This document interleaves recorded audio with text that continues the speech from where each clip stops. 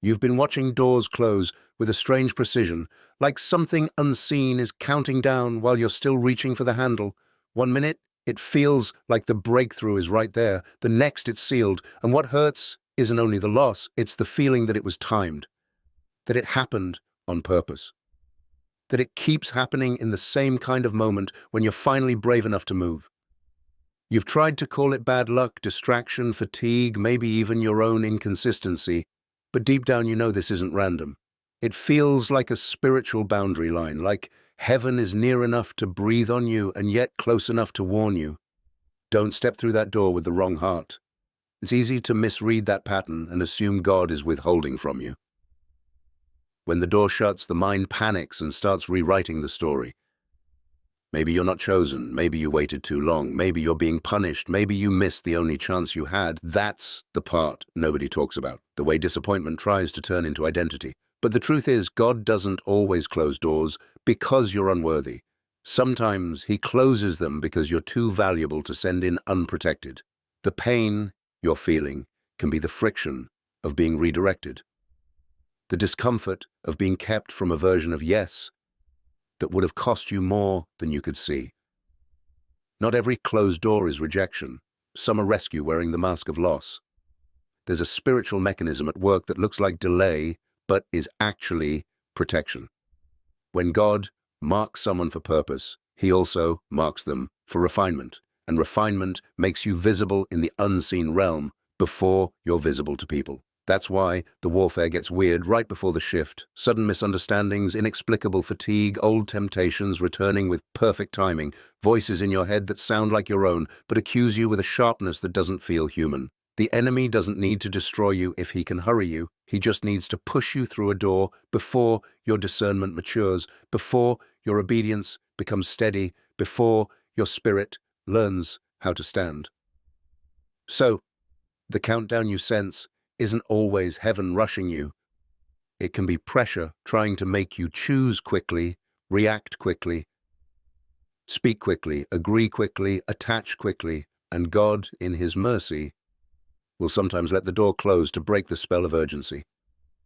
What makes this season so intense is that you're being taught to recognize the differences between opportunity and assignment. Opportunity flatters the ego and promises comfort. Assignment usually costs you something and forces you to trust God's voice more than your own impulses. A chosen life isn't built on adrenaline, it's built on obedience. And obedience often feels like a quiet no when everything in you wants a loud yes. That's why the door can feel like it closes. Because the test isn't whether you can run fast, it's whether you can remain surrendered when the moment is loud.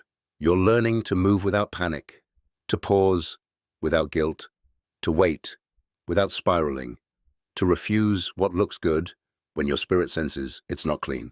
In that kind of training, heaven doesn't reward you for speed, heaven rewards you for alignment, and alignment is often found in the stillness you've been trying to escape. Picture a real moment. You're holding your phone, staring at a message you could send. It's the kind that would open a conversation, repair a relationship, secure a job, prove a point, or finally get you seen. Your thumb hovers and you feel that internal push. Send it now or you'll lose them. Say it now or you'll never have courage again. Your heart is beating too fast for the situation. Then something in you hesitates, not out of fear, but out of restraint, and you can't explain it. You set the phone down, and within minutes the door closes. They post something that confirms their true posture. The opportunity shifts. The person reveals their intention. The situation changes. At first it stings, because you were so close. Later, you realize you were being protected from stepping into a trap disguised as reconciliation, a trap disguised as promotion, a trap disguised as finally being chosen. Some doors close fast because they were never meant to carry your calling. They were meant to test whether you can hear God over your own longing. And here's the part that humbles the soul. Sometimes the door closes because your character isn't ready for the weight on the other side. That doesn't mean you're bad. It means you're human, and God is serious about what He's forming in you. There are blessings that would have made you proud, relationships that would have made you dependent, platforms that would have made you numb, victories that would have made you forget prayer. People talk about being chosen like It's a crown, but it's more like a refining fire that burns off what would poison you later. If you've ever wondered why things unravel when they're almost yours, consider that God may be refusing to let your future be built on your old survival patterns. If this feels painfully familiar, you can quietly tap like on the video so it reaches someone else who's been trying to interpret these sudden closures without losing their faith. Now, let's complicate it, because not every closed door is spiritual warfare or divine protection. Sometimes you did miss a moment because you kept postponing obedience. Sometimes God did nudge you, and you ignored it until the window passed. That's not said to shame you, it's said to sober you. A chosen life still requires responsibility. Saul was chosen and still disobeyed. Jonah was called and still ran. Being marked doesn't cancel consequences. The difference in this season is that God is teaching you to take his whisper seriously the first time. Not because he's harsh, but because what he's building in you must be able to respond under pressure. If you keep delaying what you already know is right, apologies you've been avoiding, habits you've been excusing, boundaries you've been postponing, some doors will close simply because time moves forward. The mercy is that even that kind of loss can become training if it produces humility instead of bitterness. There's a nuance many people miss.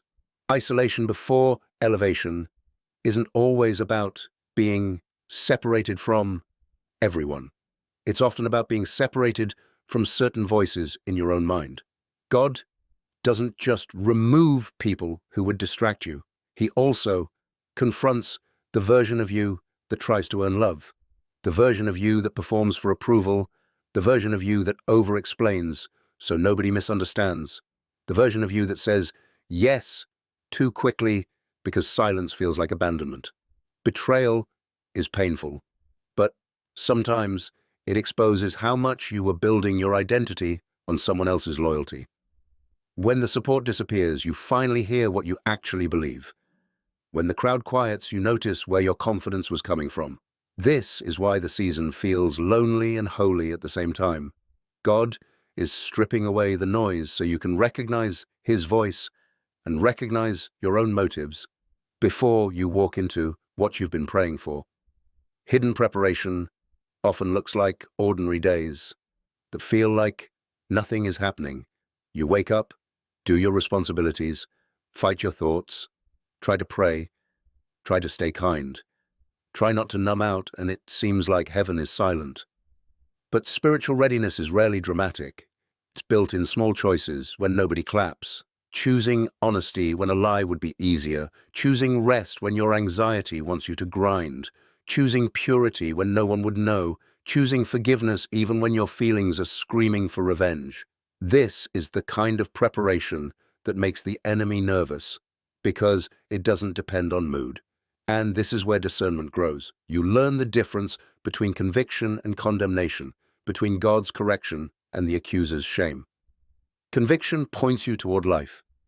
Condemnation drags you toward despair. In this season, God is making your spirit sensitive enough to feel the difference in real time. So you don't walk through the wrong door just to stop feeling pressure. When the right door comes, it will not need you to betray your peace to enter it. Yes, it may require courage and it may stretch you, but it won't demand that you violate what God has already shown you. You won't have to perform, manipulate, or compromise your integrity to keep it open. There will be a clarity in it, even if the details aren't all revealed. And you'll notice something else. You won't feel that frantic countdown pushing you to react. You'll feel a steady invitation calling you to obey. In the comments, answer this one question so you can mark your own journey honestly. What is the main thing God has been teaching you to surrender in this season? So here's the quiet truth that lands like a weight. The breakthrough may be ready, but you're being trained not to rush it, because what comes from God must be carried with God. If the door keeps closing in 10 seconds, don't assume you're late. Consider that you're being protected from panic, from counterfeit urgency, from attachments that look like answers but would have drained your calling. This season is not an accident. It's a narrowing. It's a refining. It's heaven insisting that you don't skip what will keep you whole. And when the door finally stays open, you'll understand why so many others had to close first. Not because God was playing with you, but because he was keeping you from walking into your future with a wounded spirit and calling it victory.